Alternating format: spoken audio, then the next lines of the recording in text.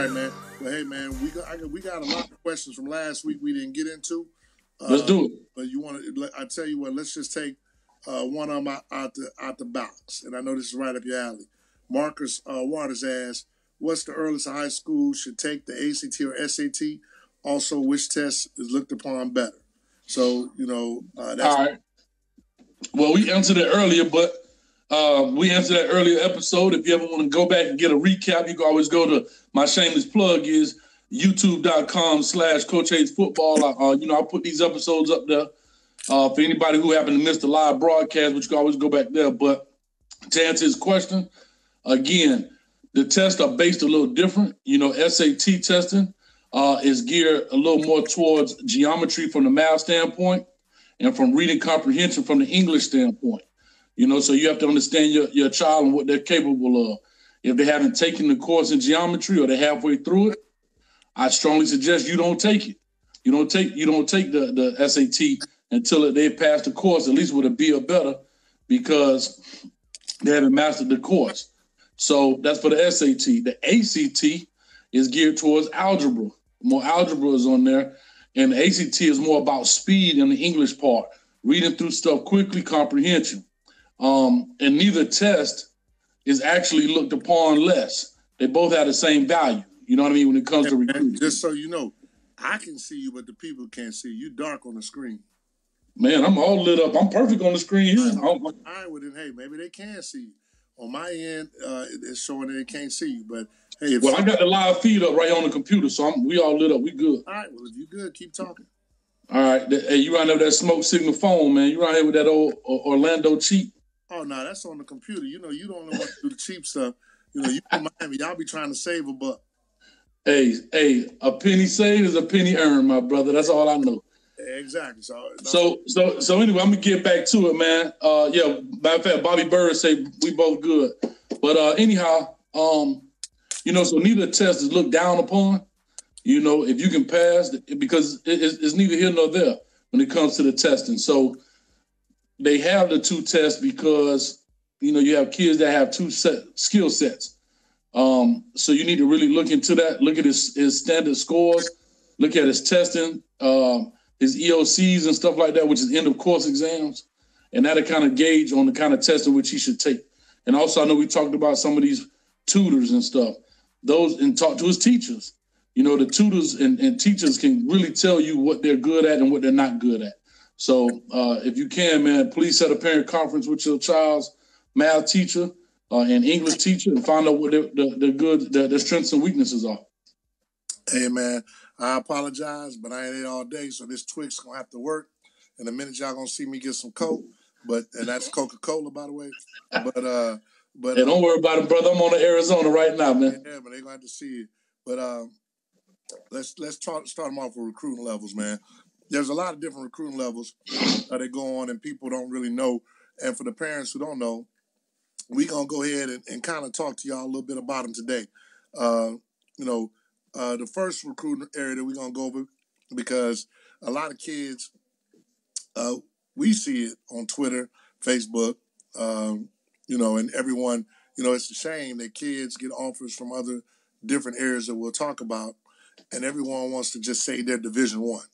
Sure. Because they want to be able to add that stigma that, Division I is somehow better than NAIA, than any other scholarship, when at the end of the day, a scholarship is a scholarship. Sure. Whether you go to Alabama or you go to a small school, if they're giving you money, that's what a scholarship is. Someone's actually giving you free money to attend college. So, but we'll start with the ones that everyone knows, and that's the NCAA Power Fives. I'll let you take the lead. You know what? I'll take the lead because you should be able to explain. Well, no, you go ahead. Take the lead and explain. Well, I'm going to say, all right, I'm going to jump right into that, but I'm going to say this too, man. A part of that problem, man, is, and I'm just going to say this, it's a societal issue, man. We worried about what everybody else think. We worried about when we post something on Facebook, we worried about what everybody else think in this world. You know what I mean? And at the end of the day, you the one with the opportunity, man. So I would never be ashamed of an opportunity and put out there for what it is. But, your Power Five, man, you hear these terms now. You're always going to get some trigger term when it comes to recruiting and everything else in life. Your Power Fives are your very big conferences. your SEC, the ACC, the Big 10, Big 12, Pac-12, and so forth. Those are your Power 5 conferences. They're all Division I conferences. That's what the Power 5 is, in essence. Okay. So, and for those who don't know, they're called the Power 5 because it's 5 of them, and most of them are some of the conferences that you'll see on TV. It's 5 athletic conferences, like you said. Hopefully, we got time, so we'll go ahead and kind of let everybody know who makes them up. Let's see if you can. You got the ACC, which is made up of Boston College, Duke, Florida State, Clemson, Georgia Tech, North Carolina State, Syracuse University, the University of Louisville, North Carolina University, University of Notre Dame, the University of Pittsburgh, University of Virginia, Virginia Tech, Wake Forest, and the University of Miami. My man. Hey, say the best for last. I'm going to leave it at that. Well, yeah, I had to because, big shout out to my boy, David Cooney, who just became the recruiting coordinator and over there at the University of Miami. Cooney was also a big part of Florida Fire, which is a 7-on-7 team. Also a big part of Dade, who just won the championship a couple of years ago. So, hey, man, a lot of props out to Cooney, and, man, I'm really proud of him, that he's reaching his dreams. Good, man. That's good for him. I'm glad for him, man. Yeah. Hometown product, man. Yeah, by the way, man, what's funny, and I'll say this, man, anybody know Cooney know he ain't the most attractive brother in the world. Boy, hey. Ding, ding, ding. Hey, man, hey, point for you, man. Hitting below the belt, man. You got to let me finish, though. Boy, his sister, Lord have mercy. That's another. No, ding, ding, ding. 2 points, dog. Hitting below the belt. Man, you better tighten up, man, for them. Hey, you run here cyber thugging, man. That man gonna mess around and control alt delete you, man. You better tighten up. That's my boy. He know I love him. Anyway, Big Ten Conference. And, we'll start off with, all the teams that are in the Big Ten Conference. We can be real nice about it. I'll let you name a few of them. You got Purdue. Yeah, you got Michigan. You got Northwestern. You got Ohio State. Illinois, Minnesota, Wisconsin. Is Indiana in there? No, Indiana is in there. Indiana. Rutgers is in the Big Ten. Maryland, yep. Purdue. You got quite a few, man. I mean, you can go through them. And the reason I ain't gonna lie to you, it's kind of hard to say that because now, be honest with you, these teams change a lot. Man, they change and they volume, man. You got teams in the Big East that's all the way on the West Coast now, man. I think it was Boise was trying to get into the Big East or something. Yeah. Or something like that, man. So, like I said, everybody vying to do things for dollars and cents, and I get it. But it is what it is, man. All right, man. So we kind of went over it a little bit, but we had to give a shout out to the only reason I threw in the Big Ten. We had to give a shout out to our boy Joe Milton. I got my boy Tyreek Johnson, Ohio State, Sean Wade, Ohio State, our boy Seven Banks of Ohio State. So, we had to give them some love. All right, man. So we'll hold on, man. For Michigan, hey, I'm giving a shout out to my boy Devin Bush, who had the opportunity, man, the coach, man. And I coached with his dad, stand-up dude. His name Devin Bush, also senior. And that boy ran a 4.4 at middle linebacker in the combine. And I'm going to tell you how bad that boy was, AG. Devin Bush was so damn bad, he played middle linebacker and kick return at 8A Florida football. So that tell you a bad boy if you're a middle linebacker and damn kick returner, bro. Yeah, he was a bad boy all the way. We can't even front on that. Yes, sir. All right, man. Well, I'll tell you what. We done talked a little bit about those, but, we're going to go ahead and get into, what a lot of people do know, and that's like the FBS, man. Like, and FBS is the same equivalent of Power 5. It's just that they just aren't in part of the Power 5 conferences. That's like the UCFs of the world, South Florida's. They're in Conference USA, the MAC, what's the other one? The one that Appalachian State is in, the Big South, or is that what it is? No, Big South is FCS. No, they are because Campbell and all those guys. Yeah. Appalachian State, it's a bunch of those little, Conference USA. Yeah, that Conference USA. You got FIU, Louisiana Lafayette, Louisiana Monroe. FIU and all them are not. They're not in Conference USA. They're in the same conference as App State. I forgot what it's called. You got the Mountain West. You got all those kind of conferences there. And one of the things about all these schools that we named in the Power 5 and FBS is that they all have 85 scholarships. So, they're 85 scholarships, and that's really the difference. Those Power 5 and those FBS have 85 scholarships, which that means they can pay for, cost of attendance at that school. What about, the only difference is Power 5 generally gets more money that's given back to the kid a year. Yeah. So what happens is, and matter of fact, FIU, they are in Conference USA. They used to be in the Sun Belt. App State is in the Sun Belt now. Yeah. When I was there, we was in Conference USA. UTEP, University of Texas El Paso, UTSA, all those kind of schools. But like I say, Power 5, again, they call them Power 5 because they've been around, they've established themselves as programs. And, that's kind of where UCF is in this whole battle of the national champion in the rankings and all that, because they just don't have the name yet. You know what I mean? And so over time, they'll get that name, and they'll ease their way into a bigger conference, and they'll ease their way as they continue to win and have a fan base, and they'll get into those conferences and stuff, man. But, those other schools, there's nothing wrong with them, man. They just don't have the selling power. Jordan, for example, taking Nike. Jordan got the name right now, but them XJ900s from Payless might outperform. You get what I'm saying? But Jordan got the name right now, so that's what it is. You know what I'm saying? And usually those are schools that's been around for damn almost a century, man. They back when football first started, we didn't even have a face mask before the forward pass was even legal. You know what I mean? Right. Well, I must admit my school, Southwest Texas State, is in the Sun Belt. So I got a lot of love for them. But UCF will be in the Big 12. Yeah. It's coming. Along with the University of Houston, they got to get that up. All right, now I'll let you take over this, because this is when I was coming up, basketball, we were Division I, but we was FCS, Southwest Texas State. Now, I know that you went to, the real HU, so tell people a little bit about that. Hey, my man's in them. That's my man's right there. Yeah, go ahead and tell people a little bit about FCS and what the difference is as far as scholarship requirements for those guys.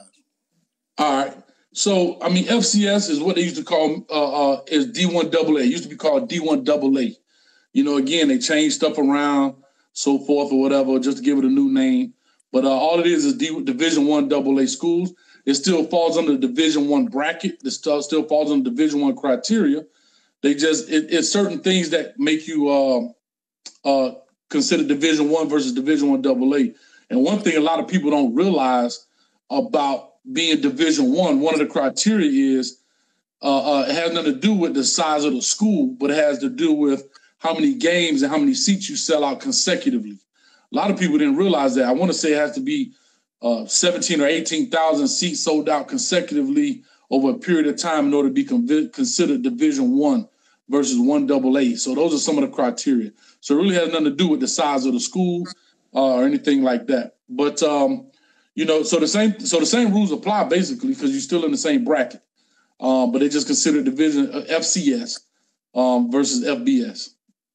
And one of the main things is, and people wonder why it's a little more difficult, because the FBS and the Power 5 schools give out 85 scholarships, and the FCS, they give out 63 scholarships. Correct. And I think you can give partial scholarships, if I remember correctly, on the FCS level. You can't. No, they're full or not. So FCS is full too? It's still under Division I rules. I thought you could spread that thing around a little bit, but I could be wrong. No, that's in Division II. Yeah, all right. So Division II is where they can give a kid a half scholarship, and Division II have how many scholarships? I want to say it's 65 or something like that. It's not 60, because I know that FBS is 63. Mm-hmm. So I want to say it's in the 40s. Hold on, I'll find out real quick. And but Division II schools, we just got our first Division II school in Florida, which was West Florida, and then you have one right here in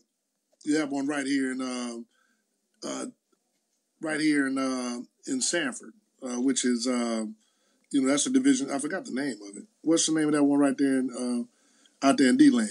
Stetson. They moved up. Yeah, Stetson, I think, is D2 now. And they moved up. I know you got Florida Tech. Florida Tech is all.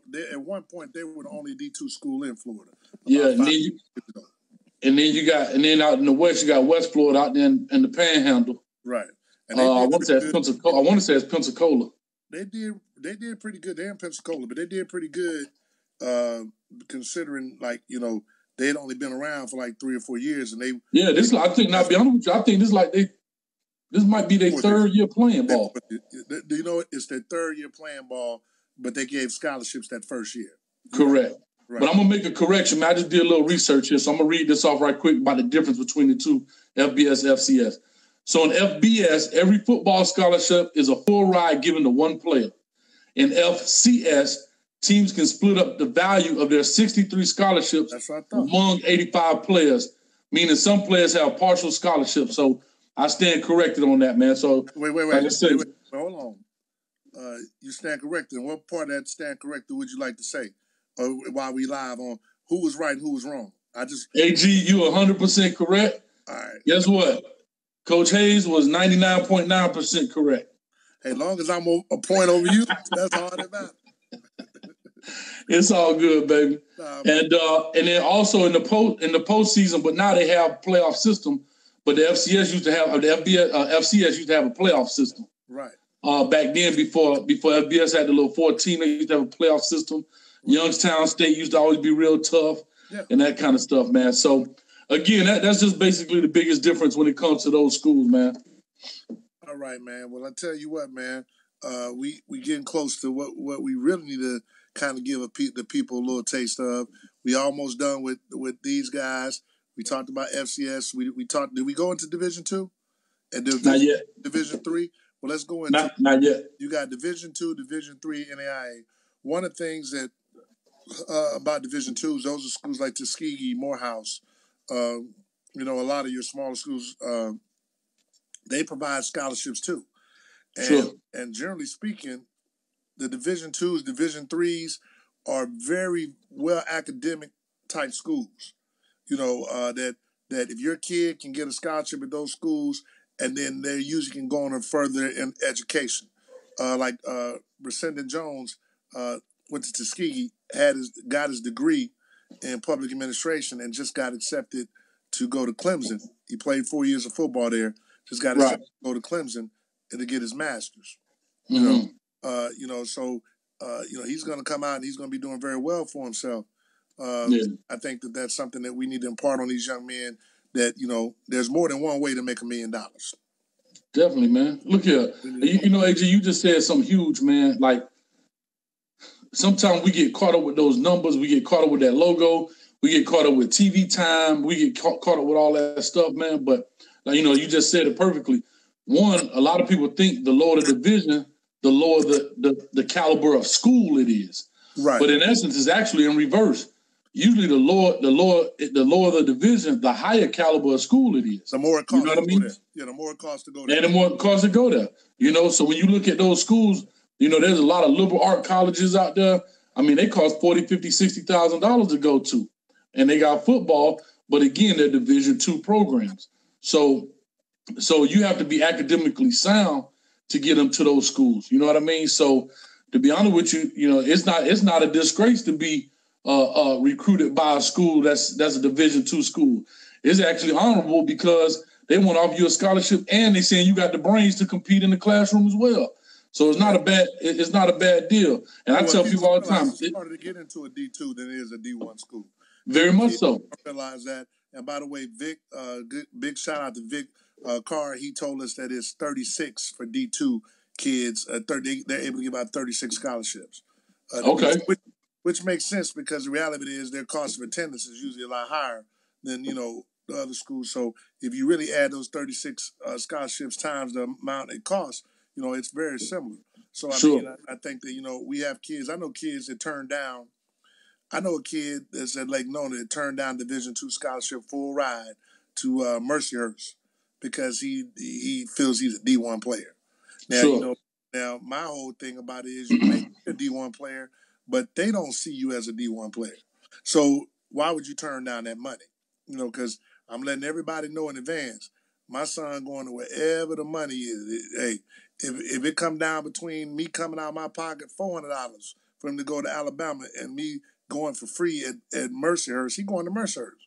Yeah. That's me though. But I mean, but only one that I would like change up on is these D3s. If it come up me coming out of my pocket for $400 a month and he going to Harvard, yeah, I got it. Yeah, but you know what, man?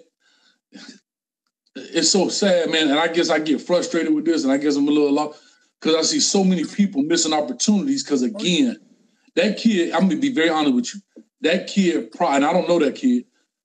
Between he and his family, they made a decision because of what everybody else thinks. They didn't make a decision because of what was best for him.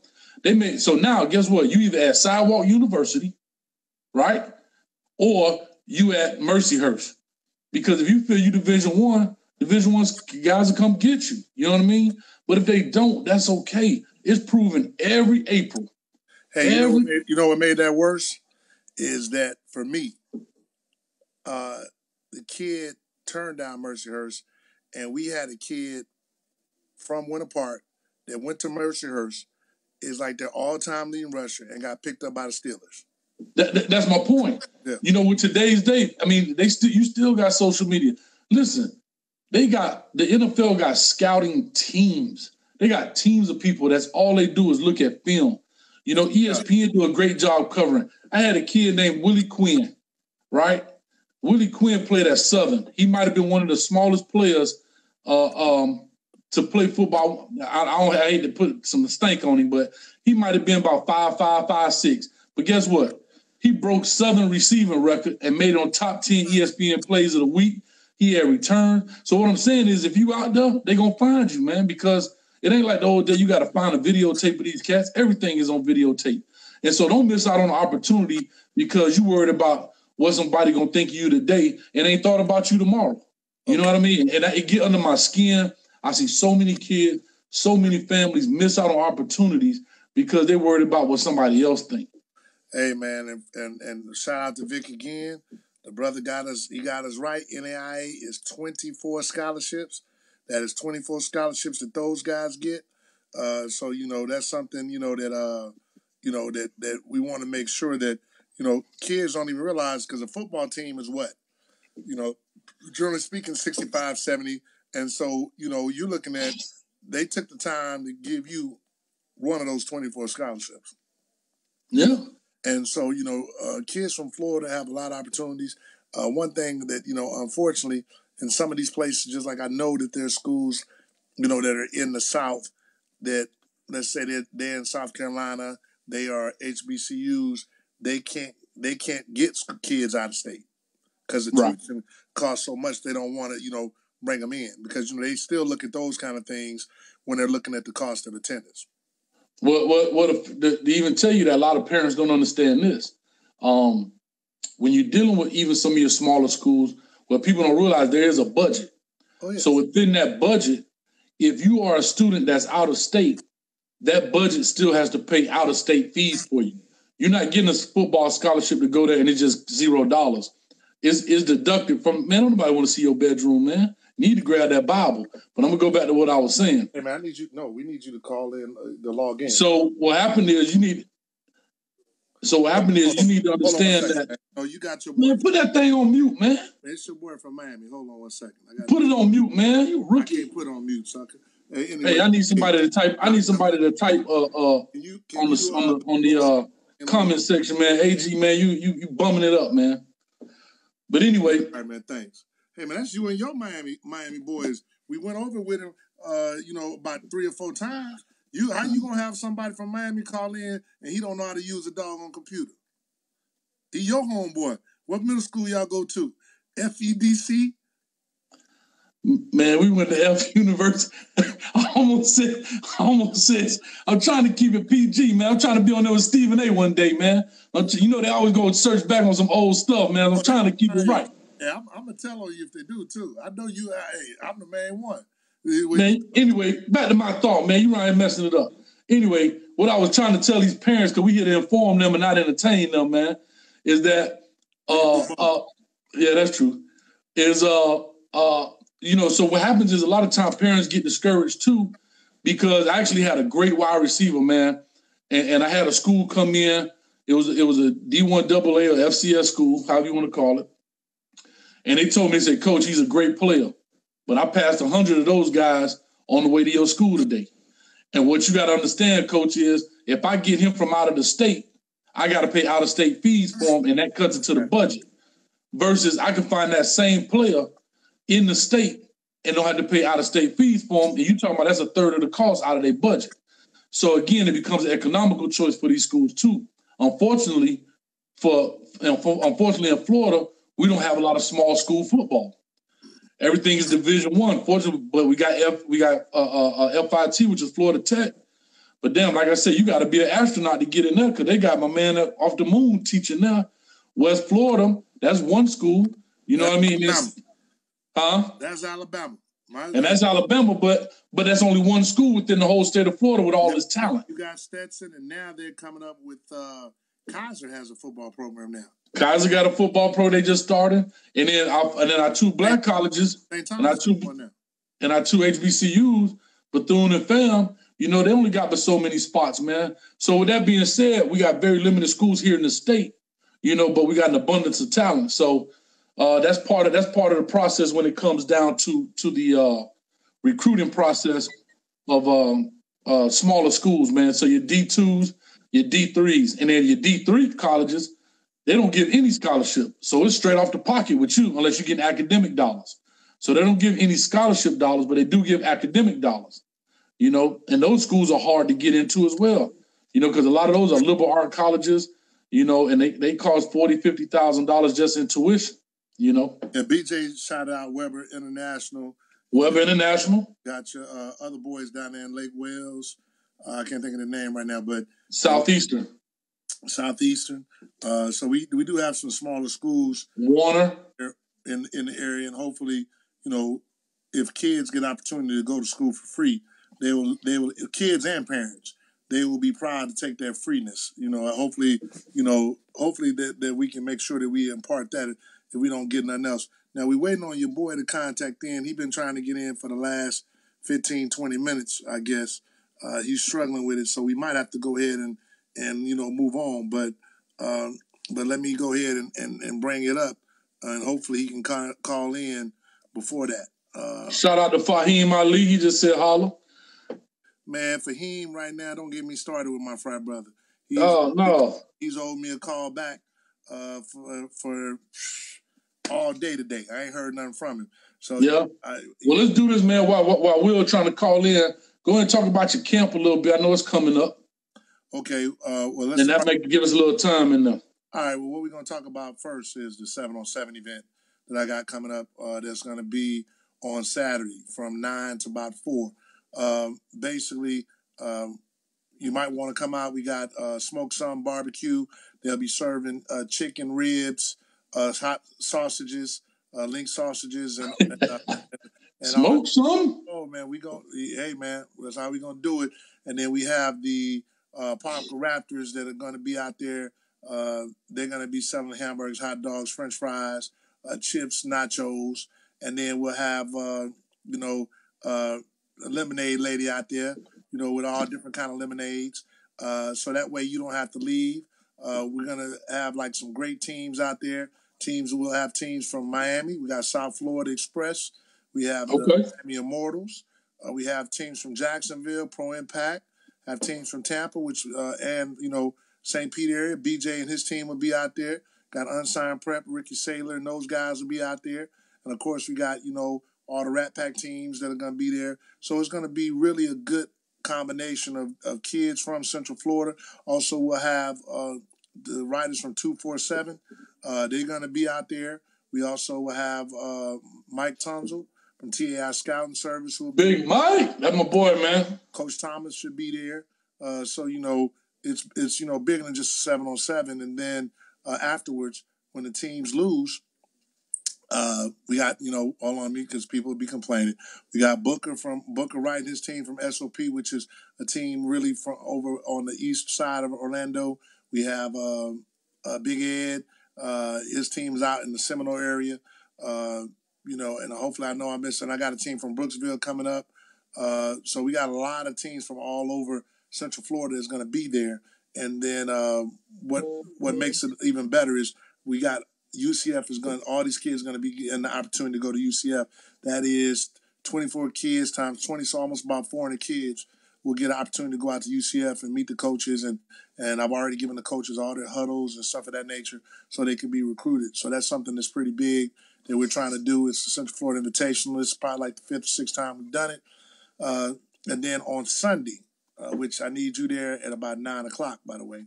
But I'm gonna be at the crib, man. Yeah, I know. I know, but that's okay. I already heard it. But we got you on tape last week saying you was gonna help, but that's all. I didn't expect the fan. I didn't expect the death in the fan. I really did, man. But I would be if I could. On that one, bro. I'm just giving you a hard time. That. You got to take care of that. But we'll be out there, man, and we have we'll probably have at least 150 kids strong. They'll be participating to be in either if they're seniors. They're juniors. They'll be participating to be selected for the Gridiron King Senior All-Star Game, which is going to have kids from the East and West play against each other in Florida. We have the Legends All-Star Game, which is really for the guys who are sophomores right now and the guys that are freshmen. We're going to be selecting kids. They'll be taking pictures of their jerseys. And, of course, the Legends Game is the game that's sponsored by Adidas. So, apparel-wise, so the kids get free cleats, free jerseys, free everything else. So that's a big thing that we do. And if they're middle school kids out there, of course, Fahim is still out there looking for some kids to play in the Future Stars. So, by the way, Fahim, I got a big lineman for you that's going to be coming out there that you definitely want to get a hold of. So, yeah, so we still ain't heard nothing from your boy, even though I got all the shameless plugs in. Yeah, well, I'm going to say this, man. I'm going to just go ahead and I'm going to talk a little bit about, because I know he's going to talk really more about the prep school, so hopefully that give him an opportunity. But I'm going to talk a little bit. I guess we could talk about the Jucos and the things I know about them. I'm going to be very honest.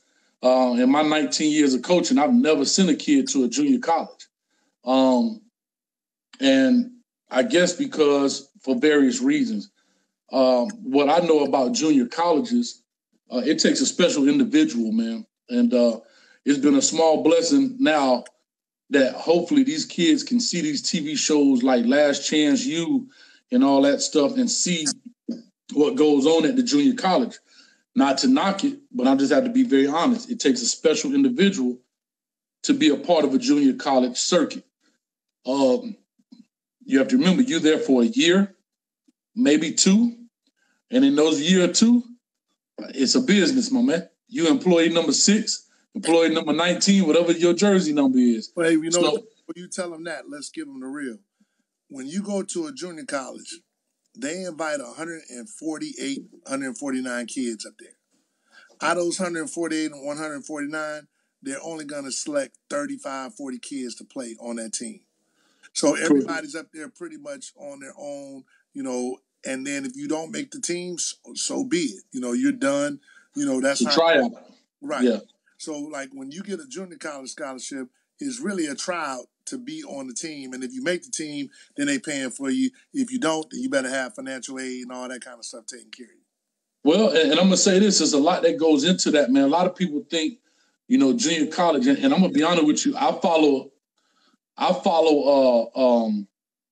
a guy on YouTube, man. He got a great channel. His name is Flimlo Raps. And he talks about different situations. And in one of his episodes, he talks about the junior college process and all that happens, goes with that in his real detail. He talks about things I didn't even learn. I just learned this the other day. He was talking about some schools now have what they call 10 rollback players, which is they got room for 10 Division I players that fall back. So they were currently at a Division I school, and they got slots for those guys. Say they're at the university, let's say. Baylor. I had one at Baylor. He went to a junior college last year, didn't even play. But now he's going to be going to TSU. So, I mean, Right. So, so they got places for that. And there's a lot that goes into that, man. So, with that being said, it's a hard life, man. I mean, it's real hard. And not only that, not a lot of these schools, a lot of these schools, too, don't have housing. At all. So, guess what? They may pay for your tuition, but you got to come up with your own housing.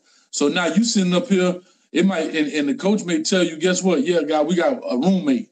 Well, guess what? It's 7 of y'all in a 2-bedroom. It's 8 of y'all in a 2-bedroom apartment, and y'all all got to come up with your rent, your food, because there's no meal plan at some of these schools. You know, and they want you to put. There's no meal plan in junior college. So you on ramen noodles and eggs. You know what I'm saying? Right. And so with that being said, you got to make sure you get the in-depth perspective of that. And then I know some of the California schools. There's a lot of Jucos in California, and their perspective is totally different. And here's the biggest thing of it all.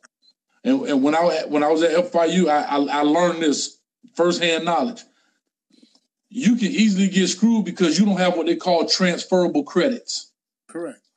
So you can get an AA degree. I had a young man that had an AA degree.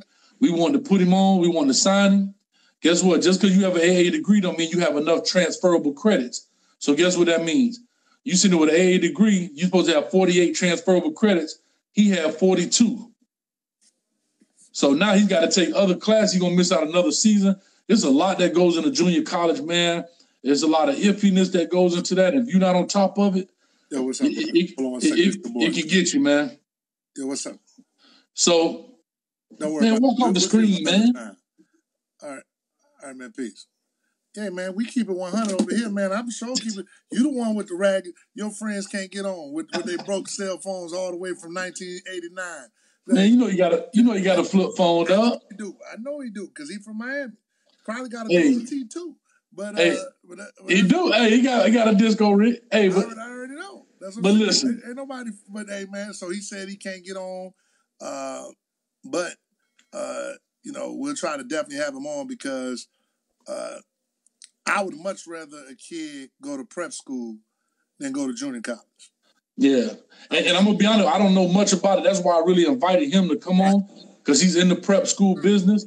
And I want him to get the ins and outs, man. And unfortunately, I really wish he could have come on. And maybe we could start I don't know if we're going to do anything next week because it's spring break.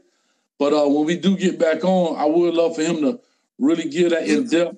We'll get him back on, man. We'll get him back on and let him talk to the parents because I really think that prep school should be an alternative more than it really is. The problem is a lot of people in the South don't really know about prep school. We have Leo Etienne. You have, he's up in the Lakeland area. You have your boys from ASA. You know, I think, I don't know if Coach Brown still down there? Is Eddie still down there? Oh, he was the coach. He was the head coach at ASA, huh? Yeah. Eddie was the head coach at the ASA. For those, that's Antonio Daddy, ain't it? That's Antonio Daddy. He was a coach at ASA. I don't know if he's still there, but he was there up to, I know, like, this season. So I don't know if he, is still there now. But, we got to do a better job of getting these kids in prep school because at least gives them more opportunity because most of the time there are a lot of kids that have talent that they end up in prep school or Juco because of their grades. Correct. I mean, now there's, the one thing about the California schools is excellent is, they got a pretty good Juco program out there. And the difference between California schools and I'd say everywhere else is a lot of kids at the California schools really is never an issue of grades. It's just an issue that they were under-recruited coming out of high school. Right. A lot of your guys that go to Mississippi, Kansas, Iowa, they usually had, other issues like with grades or some kind of, behavior issue or something like that. But I think that prep school is great. You have the Virginia Unions, you have, a lot of, you got Milford Academy up in New York. Georgia got a couple of them. Right. So, I mean, and like you said, we can't really talk tremendously, about it, but because we're not really, we don't really know it. But I do know that I would much rather a kid get that opportunity to go to prep school versus going to JUCO because it saves his NCAA eligibility and he has the opportunity, if he goes to prep school, to be re-recruited.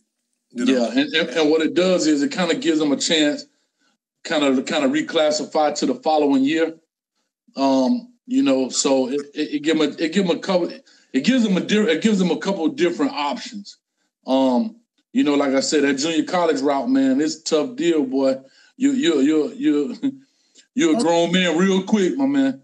Oh yeah, you know what I'm saying. One other thing that we got to make sure that we impart on people is that they know that your clock starts ticking the minute you go off to college. So whether you go to a Division I, Division I AA, FCS, NAIA, Juco, your clock starts ticking. The one thing about prep school, it delays that clock, And so I think that, we need to make sure that a lot of people understand the difference between, why you might want to go to a prep school. Right. Because we have a lot of kids that are, just going to Juco, spending their money, go to Juco.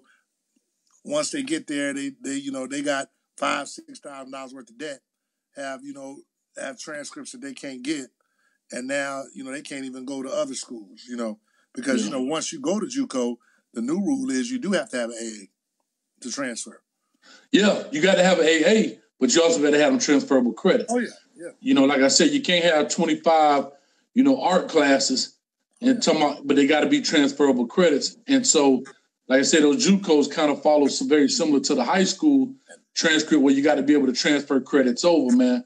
So the big thing about the JUCO that, and I tell kids, unless a school is sending you to JUCO, if a school is specifically, because it does happen, Alabama send kids, hey, we're going to send you this JUCO for 2 years and then you coming back over here. Right. All the time. We see it all the time. Matter of fact, it's then got to the point where they do stuff like, hey, we're going to send you this JUCO, let you redshirt, play you 1 year, and now we got 3 years of you, Correct. We're going to make sure you graduate, Correct. So, I definitely agree with that. But hey, man, since we don't have no much, man, we got about 10 minutes. Let me go back to some of these questions, man. We've answered a few of them before, and I don't know if Alan, who sent me these questions, really went through them or if he just feels these are the great ones. But it don't matter. If we answer it again, man, because we may have a new listener. Who knows? Yep, exactly. Or a new viewer, rather. We ain't on the radio. Don Draper says, should Florida kids camp more in the Mountain West or Southwest? What areas are oversaturated as far as camp goes? I guess I'll take that. You got it. I personally believe that with camps, kids from Florida should go everywhere else but Florida. Why am I going to go somewhere where everybody... Because, one thing about Florida, I was just telling a friend of mine in Texas, Florida is the home of the 5'10", explosive athlete. There's 1,000 of them running around here. You can find that. You can throw a rock and hit one of them at every corner. So, but if you go somewhere else, like you go to Texas, we have more of the 6'1", 6'2", bigger... Slow, big hand. Don't move that well because they been coddled their whole high school career. They got the best of everything. No, they don't have the They best. got jumbotrons. They get cleats every game. And I'm just messing with you, though. But one thing they do is our coaching is better than what they have in Florida. And that's just being honest, Hey, you know what? I'm gonna tell you this, and I'm gonna tell you why I agree with that. No, listen, the only reason I'm gonna tell you why I agree with that to a certain extent is because y'all pay in Texas. The problem is in Florida, they lose the great coaches because you paying them 25 cents an hour, if not less. And matter of fact, shout out to Uncle Luther Campbell. He had a great article, and I'm gonna send it. I'm gonna put it in the description too, man. In the Miami New Times, I want to say he had a great article talking about they want to up the wages for coaches, man, in the state because we lose. I know personally a lot of great coaches that had to quit just because we were given so much time for so little. And their family, and and a lot of guys have done is they've moved on. The difference probably also too in Texas, all of your coaches have degrees and usually, someone, that like they have teaching degrees. And then also in Texas, your football coach is also your AD. So, he's making a killing.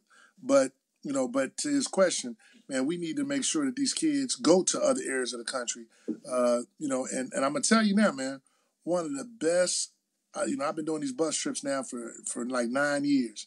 And one of the best things I ever did, I just didn't do it in the last couple of years, but I did it 2 years ago, is I took a busload of kids to Memphis, Tennessee for a Memphis mega camp.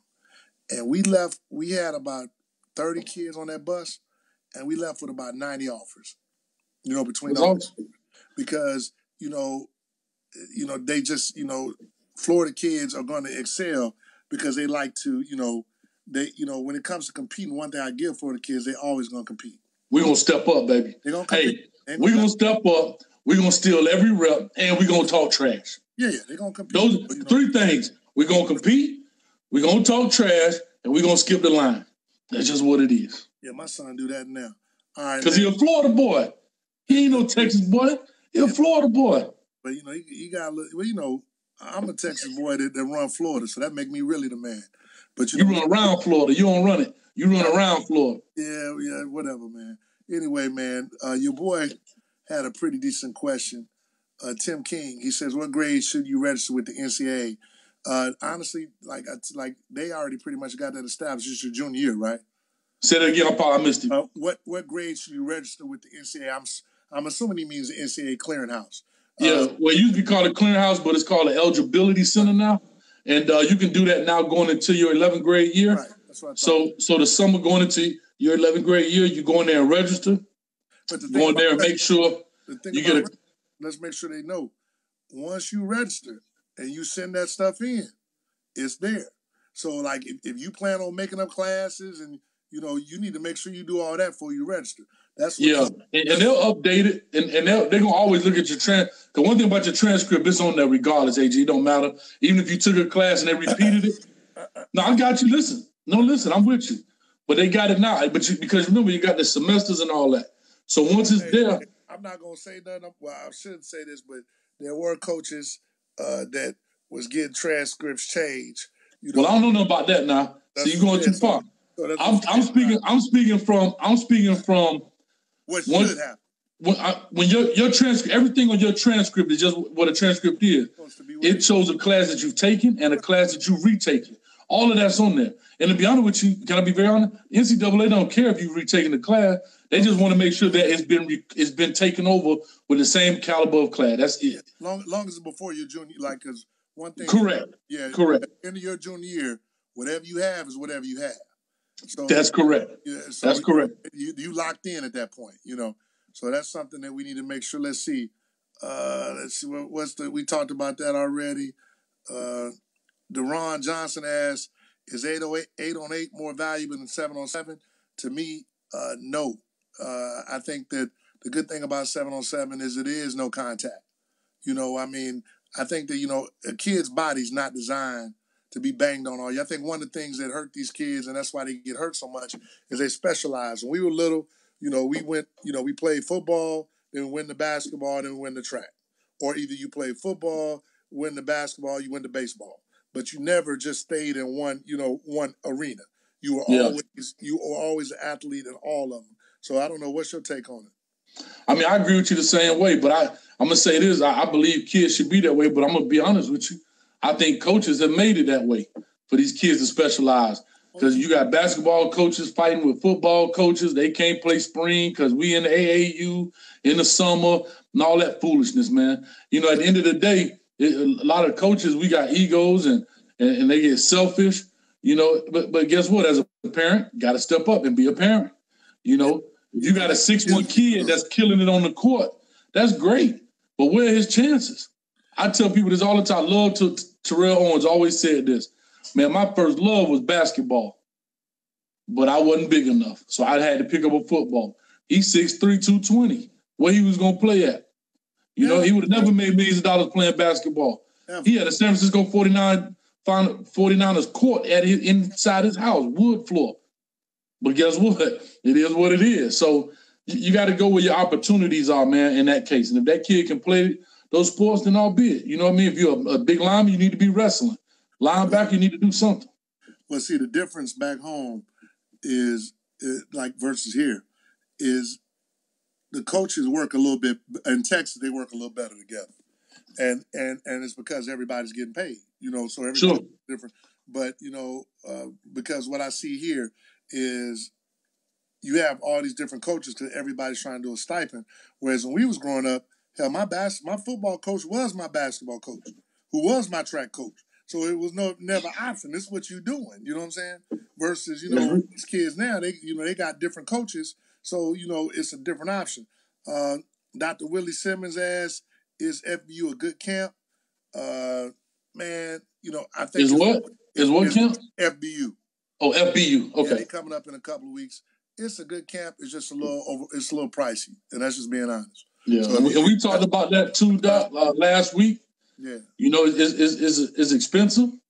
If you got the checkbook that can handle it, by all means. I mean, a rep is a rep, but don't go broke for a rep. You know what I'm saying? That's all. So with that being said, can you stomach $300-400 for a day or two? I mean, you can, because like we talked about earlier, and like you said, they can give you $300-400. You make that thing stretch out. Listen, hey, $300-400, I get you for 3-4 months. Trying to tell you, not 3-4 hours. I'm just being, hey, that's $100 a month. Come see your boy. Yeah. It is what it is, and it's one-on-one action. Hey, and that's 4 times a week, huh? My man's in them. Hey, think about it. That's $25 a week.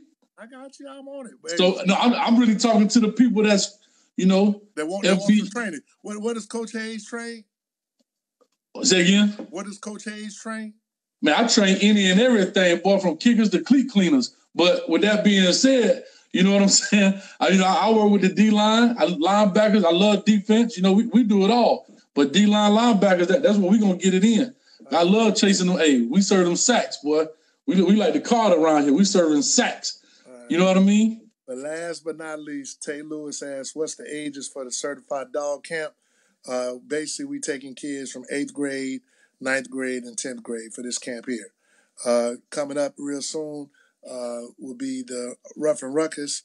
That's going to be for the babies. That's, 4th, 5th, 6th, and 7th. But this camp here is for 8th, 9th, and 10th graders and 11th graders. So, like, if you're in the 8th grade currently, 9th grade currently, 10th grade currently, 11th grade currently, this camp is for you. Because, like I say, everybody want to be a dog till it's time to step up and be a dog. That's what. If you're a certified dog, if you're a dog, you should have no problem coming out, paying that $40 to show where your talents is at. Because at the end of the day, that's what it is. Robert Bam says, go to Kennesaw State Mega Camp, $8 over 15 and 20 schools will be there. Robert must ain't been to the camp. Because we'll talk about that next week. But all these mega camps aren't worth you going to spend the money because they have way too many kids. So if you go to a camp, because last year I took a busload of kids up there, it was 700-800 kids. There was no way that you were going to be seen. The only reason my kids were seen is because I knew the coaches there, because it's Adidas camp and I'm sponsored by Adidas. So I was able to get all my information to coaches ahead of time. But if you go up there just willy-nilly and just go to the camp, you're going to have a lot of issues because it just don't work like that. You're going to be disappointed. So, and that's something that maybe we need to go over with parents, because just going to a camp, to say that you're going to a camp, that's the craziest thing ever. You just going to a camp then. Right. You need to be going to a camp because someone has connections with the school at that camp. If you just going to camp and you going willy-nilly, then you better be an eye test kid. You better be a kid that, no matter what, if I look at you, I'm like, wow. If you just that 5'10", 165-pound kid and no one knows you, and the person that's just taking you to that camp doesn't know anybody, you're going to have a real problem. So Kennesaw would be great for someone like, the kids that roll with me, because I know those coaches, because I deal with all the Adidas coaches anyway. But if you don't know those coaches and you just show up willy-nilly, then you're going to have a problem, unless, like I said, you that Jalen Carter. You 6'4", 285. You ain't got no problem. But that wouldn't matter what camp you go to. So you know that already. So we'll definitely get on that, man.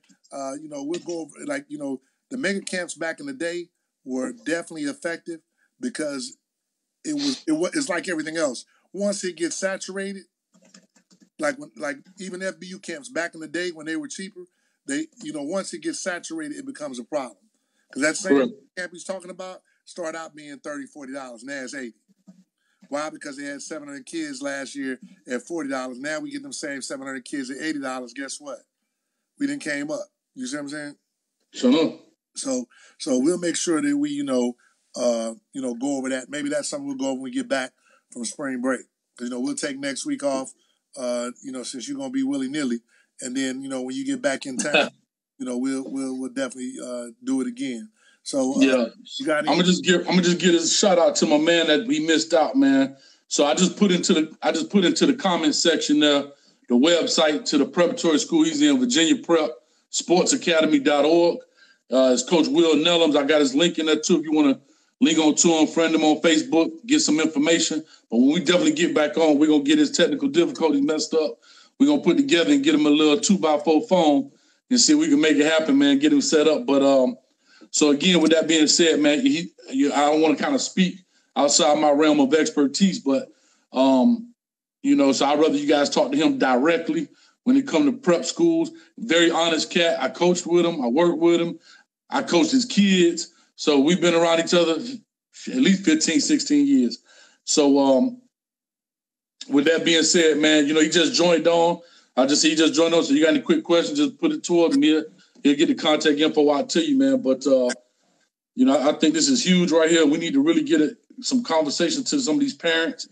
And, we need to have a session, too, on these coaches getting paid in Florida, man. Maybe I can get Uncle Luke on one time, man, on one of our shows. I'll call Luke and see if he can get on there and talk about why Florida coaches don't get paid. First off, man, you don't really know Luke like that, so you need. I don't. Right. Shit, I ain't never said I did, but hey, like they say in Friday, like they say in Players Club, hell, I bought his albums. He can holler at me. Yeah, well, hey, that's what he wanted. Hey, I bought his albums. Hey, I used to go to the Luke Back to School jams back in the day before we went to school. So guess what? You know what I'm saying? Hey, he owe you one. Hey, that boy said in Players Club, man, I bought his albums. He could holler at me. Sure. So guess what? But again, one thing I do know, I had a chance to talk to Luke, coached against him in a couple games, man. Cool dude, serious about football, serious about the community, serious about our young black kids, man, especially serious about, just Miami as a whole and just kids doing well. He always at camps, always at the Nike Combine, always around, man. So like I said, matter of fact, and Will coached with him, man. So we definitely could try and get him on and we could talk about that one day, man. Yeah, real good dude, man. Real good dude. Yeah. Sure. So yeah, man. Anything else you want to add? Those are all the questions I saw on here. There's some other, I know like Will is good people too. I've known Will for a minute. Real good dude. Really, really, really is. And I know that he will at least point a parent in the right direction. Will's the kind of dude, ask him whatever question you need to ask. Even if you don't go to his prep school, he would still, point you in the right direction. So y'all need to make sure y'all reach out to him. Yeah, definitely, man. So he is on here now. He got it all day. He just said we hook it up with Luke and all that hopefully one day. But, he's the head coach over at Edison High School in Miami now, man. Man, trust me, man. I know Luke pretty well. We chop it up from time to time. So good, man. We could definitely give him a call. I'm sure he wouldn't mind, talking about that. But, one of the things that I do admire about all those coaches in Miami is I definitely feel that those boys really have a love for the game, that they definitely, do what they're supposed to do to try to help these kids, and I think that, not saying that Orlando doesn't. I think we do have some coaches like that, but we do have some coaches in Orlando that it really is about them. And, and hopefully we can, always remember, from 7-on-7 to training to, whatever we do to try to keep the main thing. The main thing is these kids because, at the end of the day, they just want an opportunity to play the game they love the same as we did when we was growing up.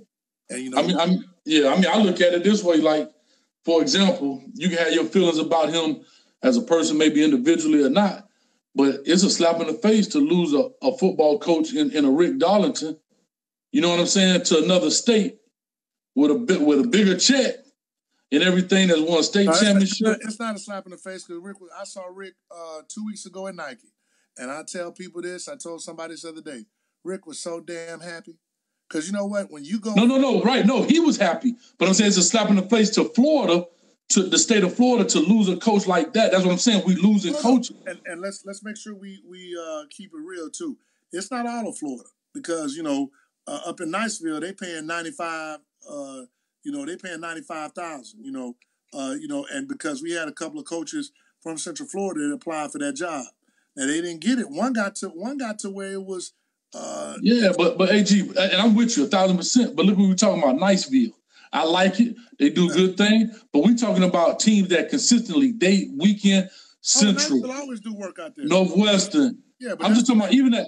I'm just talking about just schools that you hear consistent. Dr. Phillips, Apopka, schools you constantly seeing going back and back, making big noise, putting big kids in school, doing all this stuff. And you talking about the coaching stipend is $5,000 for the head coach? Yeah, that. I mean, come on, $5,000 for the head coach. But you want to know something too, man? And this is what I would tell people. You know, I'm from Texas, so I'll say this as a whole too. When you go to a high school football game in Texas, I wouldn't give a dang. You can think of the smallest school around here, but when you go to the school, it's an experience. Like we have stadiums. You don't play at your home field. You play at the stadium Thursday, Friday, Saturday night. You never Miami like that. Yeah. But we have, 15,000 people in the stands. So, the schools are making a lot of money. I got in the refereeing because, and I was so pissed about this. I got in the refereeing because, hey man, in Texas they give you a percentage of the gate if you referee. So I thought it was like that everywhere. I came down here and it's only like, $75, $65. Back then when I started, it was like $35 a game. When my boys in Texas are making $500, $600 a game. Yeah. And the funny thing about that, man, like I said, them boys in Florida, I know there's other places like that. We got like 8 stadiums for almost 50 high schools. So this week you the home team, next week you the visiting team on the same field. Yeah, that's how it's like that in a lot of places. I get it. But then that's another thing too. When you got the luxury of quote unquote the facilities, like with me, when I was coaching at Olympia, I had to split my gate in the parking lot with the band. Yeah, right? That would never happen in Texas. Right? I know some schools right now, the football team don't eat, and I didn't even get the gate now. I had to split the concession stands and the parking lot with the band. I did not get the gate at all. You understand? I didn't get any of the gate. And so we had some pretty sold out games. We had some good attendance at these games. I've been to schools around here. The track team get a parking lot. The basketball team get the concession stand. Everybody getting paid, but the football team off of your stuff because they stuff don't bring in dollars. But they also don't need that much money. It takes about $50,000 a year to run a football team properly. To feed them boys, all the stuff it takes for them to get in, trying to put them in camps, all that stuff. It take quite a bit of money, man. But people don't understand when you got 65, 70 kids on the team. Oh, no doubt. And and I think that Florida has to look into what they can do to make sure that bare minimum, in my opinion, they should be like Texas. The head coach should be the athletic director because every school has an athletic director that's getting paid $35,000, $40,000 a year. Add that on to the head coach stipend. Now he's making, he's a teacher or whatever. He's making, $85,000, $90,000. And if you put him as the athletic director, guess what? He's going to be more apt to try to raise as much money as possible. Come on.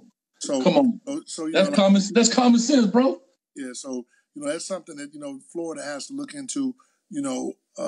Because athletic directors are nice and all that, but that's a job that a high school coach could really do. So I think that they just need to combine that money, give those guys an opportunity. So therefore, he can also use some of that money to pay his staff. Because guess what? He's at the school anyway. You know how many times me and the athletic director leaving school at the same time doing the same job? Yep. That's true. But we still at the school. We still doing the same thing at the same time, doing the same job. But again, that's something that Florida, we're a little behind on, man. That's why you're getting so many good coaches getting up out of here, man. But we're going to do a whole episode on that. I really want to do that, man. All right, you know what I mean? Maybe we get some coaches around that ain't scared to get on the mic and talk about it. Yeah, well, we're going to start with Luke because, he ain't scared of nothing. So yeah, man. He fought the Supreme Court and won. So my dog ain't scared. Hey, right. If he can get on there and fight the Supreme Court and take it to, he ain't scared of this. Already. So guess what, man? It's 10:15, so we finna lock this thing down, man. Hey, man, once again, my condolences to you and your family. Appreciate it, man. And definitely shout out to Mom Dukes. Happy birthday, Mom. Hopefully you enjoy yourself. She in LA right now kicking it, dog. Hey, tell her get it in. So, hey, man, you got anything you want to say to people? I got nothing left to say. Hey, we'll see you guys in 2 weeks. I'll let you end it, Coach. You got anything you want to say to people? Yeah, man. Hey, big shout out to Coach Will Nello, man. I know he down in the comments. We definitely gonna get him on, man. Good dude. We, like I say, known each other for a long time. Shameless plug time is you can see me every week on Coach Hayes Football on YouTube. I put that in the description as well. Get on my Facebook page, man. All of it the same. Coach Hayes Football, Twitter, Instagram, LinkedIn. I don't care what it is, man, but we putting out tapes, man. We need those like, comments, and subscribe. We're trying to make this thing big, man. So for everybody who's taking the time out to watch these, we really appreciate it. We try to make it a little entertaining as well. And we're going to try and get into some real fun topics as we get closer to spring ball, man, and getting a little more entertaining stuff as well, man. So, like I said, AG, just tell your last little bit about your camp, the time and dates and stuff. We good to go. Hey, man, 7-on-7 this weekend starts at 9 o'clock. Hey, make sure you're there. Where? Food at the Northwest Recreational Center in Apopka off of 3670 Jason Dwelly Parkway, Apopka, Florida 32712. And the next day at 10 o'clock, we had a camp at the same location, right out there on the football field stadium. So, hey, peace out to you guys. Hey, much respect, much love. And hopefully we like our boy used to say, hopefully you learn something along the way. All right, there you go, man. Peace. Hey.